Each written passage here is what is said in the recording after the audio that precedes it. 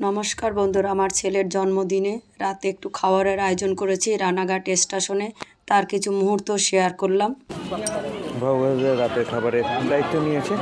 মেনুতে আছে ভাত, ডাল, পাঁপড়, মাছ এবং পায়েস। এই হচ্ছে আজকের মেনু।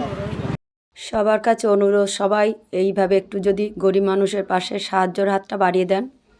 আমার ছেলে সবসময় গরিব মানুষকে খুব ভালোবাসতো। তার ইচ্ছায় আমি একটু চেষ্টা করে যাচ্ছি সাধারণ মানুষের পাশে এক মুঠো অন্ন তুলে দেবার। সবাই আশীর্বাদ করবেন, আমার ছেলে ভালো থাকুক। ওর ইচ্ছাগুলো আমি একটু একটু চেষ্টা করি পূর্ণ করার। ও যেখানে থাকুক, ভালো থাকুক।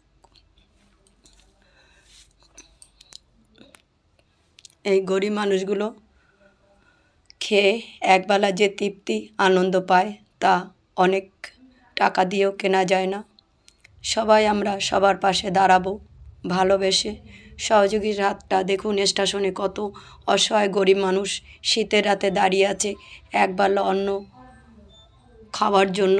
আমরা সবাই একটু সাহায্যের হাতটা বাড়িয়ে সকল বন্ধুদের ধন্যবাদ।